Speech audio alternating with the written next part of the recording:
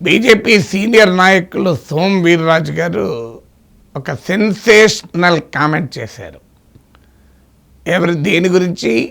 Bharatiya Janata party ఎవరితో పొత్తులు పెట్టుకుంటుంది అనే అంశం పైన ఒక హైలీ సెన్సేషనల్ కామెంట్ చేశారు. ఏమన్నారో మీరే చూడండి. మీరేంటండి పీడీపీతో పొత్తు పెట్టుకున్నారండి అని అడిగాడు. ఏ పార్టీతో? పీడీపీ. ఎక్కడ ఉంటుంది అది? జమ్మూ కాశ్మీర్లో ఉంటుంది. దేశానికి అవసరం అయితే మేము హైదరాబాద్లో ఉన్న ఓవైసీతో కూడా పొత్తు పెట్టుకుంటా ఉన్నాను నేను. అలాగే ఆడింటికి వెళ్ళాము. ఏడు పెద్ద తప్పేంటి? దేశం కోసం. పీడీపీతో ఎందుకు పొత్తు పెట్టుకున్నారు అని అడిగారు నన్ను. మమ్మల్ని పీడీపీ ఏంటి, కాశ్మీర్లో ఉంటుంది, అవసరమైతే హైదరాబాదులో ఓవైసీతో కూడా పొత్తు పెట్టుకుంటాం. అఫ్కోర్స్ అని చెప్పింది దేశం కోసమని. రాజకీయ పార్టీలు ఏ పని చేసినా దేశం కోసమని చెప్తాయి, తమ కోసం చెప్తాయా? అది కూడా మీరు గమనించండి. ఓవైసీతో పొత్తు పెట్టుకుంటామని ఎక్కడ? హైదరాబాద్లో అన్నాడు. మళ్ళీ వేరే చోట కాదు. ఏదో ఉత్తరప్రదేశ్లోనో వేరే నార్త్ ఇండియన్ స్టేట్స్ అన్నా ఆశ్చర్యమే. అందులో జిహెచ్ఎంసీ ఎన్నికలు రాబోతున్న హైదరాబాదులో పొత్తు పెట్టుకుంటామంటున్నాడు. అది కూడా దేశం కోసం. అంటే మరి ఈ జిహెచ్ఎంసీ ఎన్నికల్లో పొత్తు పెట్టుకుంటాం అని అన్నారని నేను అనడం లేదు. కానీ అవసరమైతే హైదరాబాదులో ఓవైసీతో పొత్తు పెట్టుకుంటామంటున్నారు. మరి ఇది తెలంగాణ బీజేపీ వైఖరి ఏంటో నాకు తెలియదు. ఎందుకంటే ఈ స్టేట్మెంటు వచ్చి కూడా 2-3 డేస్ అయింది. ఆ స్టేట్మెంట్లో ఒక భాగం గురించి నన్ను కమ్యూనిస్టు అన్నందుకు నేను ఆయనకే ఫోన్ చేసి ధన్యవాదాలు చెప్పాను. యూట్యూబ్లో వీడియో కూడా పెట్టాను. 30,000 మందికి పైగా చూశారు. ఎందుకంటే ఇప్పటిదాకా బీజేపీ మిత్రపక్షాలేమో నన్ను వైసీపీ అంటూ కండువాలు కప్పి వాళ్ళ అఫీషియల్ సోషల్ మీడియా పేజ్లో చెప్తున్నారు. ఇప్పుడు బీజేపీ ఏమో నన్ను కమ్యూనిస్ట్ అంటోంది. అందుకే నేను రిక్వెస్ట్ చేసింది ఏంటంటే, మీరు కూటమి భాగస్వామ్య పక్షాల మీటింగ్ పెట్టుకొని నాగేశ్వర్ ఎవరో ఒక కంక్లూషన్కి రండి. కమ్యూనిస్ట్ అని సీనియర్ నాయకులు వీర్రాజు గారు అంటారు, కానీ వాళ్ళ మిత్రపక్షాల అఫీషియల్ పేజ్లో వైసీపీ కండువాలు వేస్తారు. నేను వైసీపీ అయితే కమ్యూనిస్ట్ కాలేను, కమ్యూనిస్ట్ అయితే వైసీపీ కాలేను. ఈ రెండు నాకు తెలిసినంత వరకు అయితే వేరువేరు పార్టీలు, ఒకే పార్టీ అయితే కాదు. వైసీపీకి కమ్యూనిస్ట్ లక్షణాలు లేవు, కమ్యూనిస్ట్ పార్టీలు వైసీపీలతో పొత్తులేమీ లేవు. రెండు పార్టీలు వేరు కదా. మరి ఇప్పుడు ఈ కన్ఫ్యూజన్ ఉండకుండా మీరు కూటమిలో విభేదాలు అనే విమర్శ రాకుండా మీరు కంక్లూజన్కి రండి. నాకు మాత్రం ఒక గొప్ప మెయిల్ చేశారు సోమ్ వీర్రాజు గారు. ఇప్పటి వరకు నాకు వచ్చినటువంటి దాడి మీరు న్యూట్రలైజ్ చేశారని. వాస్తవంగా ఆయనకు థ్యాంక్స్ చెప్తూ మెసేజ్ పెట్టాను, ఫోన్ కూడా చేశాను. దానికైనా రిప్లై కూడా ఇచ్చాడు. You are not YCP, you are not YCP అని స్పష్టంగా మెన్షన్ చేస్తూ మెసేజ్ పెట్టారు. మీరు స్క్రీన్ పైన చూడండి. ఆ వాట్సాప్ మెసేజ్ కూడా ఆయన అనుమతితోనే మీకు చూపెడుతున్నాను. నేను అందులో క్లియర్గా చెప్పాను, if you permit can I use this in my video అన్నా. ఎస్ అన్నాడు. I really appreciate Som Veerraju garu. అది ధైర్యం ఉన్న నాయకుడు చేసే పని, తన మాటకు కట్టుబడి ఉండడం. నేను అనలేదట్లా, నా ఉద్దేశం అది కాదు. మీడియా వక్రీకరించింది. ఈ కహానీలు చెప్పలేదు Som Veerraju. Is a dynamic leader, senior leader of the party. ఆయన ఎవరికీ రాజీ పడే వ్యక్తి కాదు. అవినీతి మరకే లేదు ఆయన పైన. ఆర్ఎస్ఎస్ నేపథ్యంతో జీవితకాలం ఏ పదవులు ఆశించకుండా పనిచేశాడు. సయాన తనకు అవకాశం ఉన్న అనపర్తి నుంచి ఎమ్మెల్యే తానే తయారు చేసిన ఆర్ఎస్ఎస్ కార్యకర్త బీజేపీలో పనిచేస్తుంటే తాను అనపర్తిని ఎంచుకుంటే ఆయనకు అవకాశాలు పోతాయని చెప్పి ఎంచుకోక ఎమ్మెల్యే కాక ఇవాళ మినిస్టర్ కాలేని పరిస్థితిలో ఉన్న నాయకుడు ఆయన. And sincerity and honesty and integrity in public లైఫ్ను మనం ఎప్పుడూ క్వశ్చన్ చేయలేము. ఆఖరికి అనపర్తిలో బీజేపీకి క్యాండిడేట్ లేకపోతే సోమ్ వీర్రాజు తయారైన కార్యకర్త ఎమ్మెల్యే పోటీకి సాధ్యం కాదని పార్టీ నిర్ణయిస్తే టీడీపీ నుంచి వచ్చిన నాయకునికి బీజేపీ ఎమ్మెల్యేగా పోటీ పెట్టి గెలిపించారు. నిజంగా సోమ్ వీర్రాజు తన కార్యకర్త కొరకు ఆ త్యాగం చేసి ఉండకపోతే ఈరోజు అనపర్తి ఎమ్మెల్యే కాదు, ఆంధ్రప్రదేశ్లో మంత్రి అయ్యేవారు. అందుకే ఆయన అంటే గౌరవం కనుక ఆయన ఫోన్ చేసి థ్యాంక్స్ చెప్పాను. సార్ నన్ను వైసీపీ అని మీ మిత్రపక్షాలు అంటుంటే కాదు అని మీరు సర్టిఫికేట్ ఇచ్చారు. అందుకే చూడండి, యు ఆర్ నాట్ వైసీపీ. ఇది ఎవరు చెప్తున్నారు? బీజేపీ చెప్తున్నారు. మరి ఇప్పటికీ కూడా వాళ్ళ మిత్రపక్షాల అనేకసార్లు చూపెట్టాను, మళ్ళీ చూపెట్టాను, అనవసరం చూపెట్టడం లేదు. మీరు కూడా చూశారు కదా, కండు వయసు వైసీపీ అన్నారు. మరి బీజేపీ టీడీపీల మధ్యనే విభేదాలు ఉంటే నేనేం చేయగలను? నా పట్ల అంచనా విషయంలో మరి నా బాధ్యత కాదు కదా. వారి మధ్య నా విషయంలో ఉన్న విభేదాలను భేదాభిప్రాయాలని సరిచేసే పని నాది కాదు, వాళ్ళు చేసుకోవాలి. బట్ ఏదైనా సోమవీర్రాజు నాకు ఉపయోగపడ్డాడు.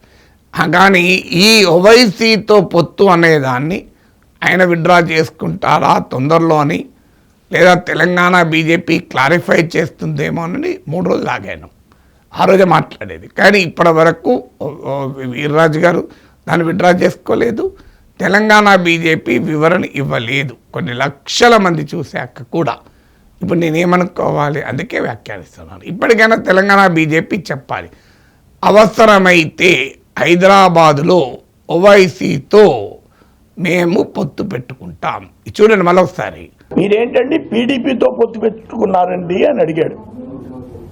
ఏ పార్టీతో? పీడీపీ. ఎక్కడ ఉంటుంది అది? జమ్మూ కాశ్మీర్లో ఉంటుంది. దేశానికి అవసరం అయితే మేము హైదరాబాద్లో ఉన్న ఓవైసీతో కూడా పొత్తు పెట్టుకుంటా ఉన్నాను నేను. అలాగే ఆడింటికి వెళ్ళాము. ఏడు పెద్ద తప్పేంటి? దేశం కోసం. ఇక్కడ క్లియర్గా అన్నారు, దేశం కోసం అంటున్నారు. దేశం కోసం హైదరాబాద్లో పొత్తు ఎందుకు ఉంటుందండి? నాకు అర్థం కాదు. అయినా రాజకీయాల్లో పొత్తులు రాజకీయ అవసరాల కొరకు ఉంటాయి, దేశం కొరకు పొత్తులు పెట్టుకోరు. మరి అనుమానండి నరేంద్ర మోడీజీని, మేము దేశం కోసం అవసరమైతే కాంగ్రెస్తో పొత్తు పెట్టుకుంటామని. కాంగ్రెస్తో కూడా పొత్తు పెట్టుకోవాలి కదా. అంటే కాంగ్రెస్తో మీరు ఎట్టిపట్ల పొత్తు పెట్టుకోరు. కాంగ్రెస్ ముక్త్ భారత్ కోరుకుంటారు, కానీ ఓవైసీతో మాత్రం పొత్తు పెట్టుకుంటారు అవసరమైతే దేశం కోసం. నేను ఎన్నోసార్లు చెప్పాను మీకు, భారతదేశంలో ఏ ప్రతిపక్ష నేత పైనైనా మీకు కేసులు ఉంటాయి. చూడండి, వరుసగా తీయండి. పినరాయి విజయన్, స్టాలిన్, మమతా బెనర్జీ, కేసీఆర్ కూతురు, మీకు శివసేన నాయకులు, ఎన్సీపీ నాయకులు, మీకు ఇట్లా కాదు అందరిపైన కేసులు ఉంటాయి. మాయావతి, హేమంత్ సోరెన్, అరవింద్ కేజ్రీవాల్, ఒక్కరే ఒక్క ప్రతిపక్ష పార్టీ పైన కేసులు ఉండవు. అది మజ్లిస్ ఇత్తహాదుల్ ముస్లిమీన్. ఒకే ఒక్క నాయకుడు, కుటుంబము, ఆయన మద్దతుదారుల మీద కేసులు ఉండవు. అది అసదుద్దీన్ ఓవైసీ. మీరు ఇంతవరకు సిబిఐ కానీ, ఈడీ కానీ, ఐటీ కానీ, ఓవైసీపై కానీ, వాళ్ళ తమ్ముడిపై కానీ, కుటుంబ సభ్యులపై కానీ, సన్నిహితులపై కానీ, మద్దతుదారులపై కానీ, ఎంఐఎం ఎమ్మెల్యేలపై కానీ కేంద్ర సంస్థలు ఒక్క కేసైనా పెట్టాయా? ఇప్పుడు దీన్ని బట్టి మనం ఏమనుకోవాలి? అంటే వాళ్ళు నిజాయితీ పరులని బీజేపీ దృష్టికోణం కావచ్చు.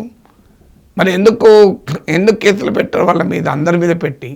అంటే ఇప్పుడు నాకు ఇంతవరకు అర్థమైంది ఏంటంటే, దేశవ్యాప్తంగా ఎన్నికల్లో పోటీ చేసి సెక్యులర్ పార్టీస్కి రావాల్సిన ముస్లిం ఓటును తన వైపు తిప్పుకొని పరోక్షంగా బీజేపీకి లాభం అవుతుంది కనుక ఆయనను ముట్టుకోవడం లేదు అని నాకు అర్థమైంది. ఇప్పుడు మరి కొత్త విషయాన్ని సోమవీర్రాజు గారు ప్రవేశపెట్టారు. అది చాలా సీనియర్ నాయకుడు, తొందరపాటుతో అనే అవకాశమే లేదు. తొందరపాటుతో ఎవరైనా అనొచ్చు, కొన్నిసార్లు ఆవేశంలో ఎవరమైనా తప్పుడు మాటలు మాట్లాడచ్చు. కానీ 2 రోజులు 3 రోజుల తర్వాత అయినా దాన్ని గుర్తించి ఉపసంహరించుకుంటారు, తప్పేం లేదు. ఉపసంహరించుకోవడం బలహీనత కాదు, ఉపసంహరించడం మెచ్యూరిటీకి నిదర్శనం. మానసిక పరిపక్వత ఉన్నవాళ్ళు, ధైర్యం ఉన్నవాడు మాత్రమే తన వ్యాఖ్యలను ఉపసంహరించుకుంటాడు. ఉపసంహరించుకోవడం పిరికితనం కాదు, ఉపసంహరించుకోవడం మెచ్యూరిటీకి చిహ్నం. ఎవరినైనా అడగండి, తత్వవేత్తల పుస్తకాలు చదివితే అర్థమవుతుంది ఇవన్నీ. అందువల్ల కానీ ఇప్పటి వరకు ఉపసంహరించుకోలేదు. తెలంగాణ బీజేపీ కూడా ఆయన ఏ కాంటెక్స్ట్లో ఉన్నారో మాకు తెలియదు, అది నిజం కాదు. మాకు ఓవైసీతో పొత్తు పెట్టుకునే అవసరమే లేదు, అవకాశమే లేదని ఇంతవరకు అనలే. ఇప్పటికైనా అంటారో చూద్దాం, అంటే మంచిదే. నేను ఈ ఎగ్జాంపుల్ మళ్ళీ కోట్ చేయాల్సిన అవసరం ఉండదు. కానీ అనకపోతే మాత్రం ఈ ఎగ్జాంపుల్ విల్ ఆల్వేస్ రిమైన్. భారతదేశంలో ఎన్నికల్ని, రాజకీయాలను విశ్లేషించేటప్పుడు బీజేపీ కాంగ్రెస్తో దేశం కోసం పొత్తు పెట్టుకోదు, కానీ ఓవైసీతో పొత్తు పెట్టుకుంటుందని. మరి అది కూడా చెప్పండి, దేశం కోసం కాంగ్రెస్తోనైనా మేము పొత్తు పెట్టుకుంటాం చెప్పండి, ఇబ్బంది ఏముంది?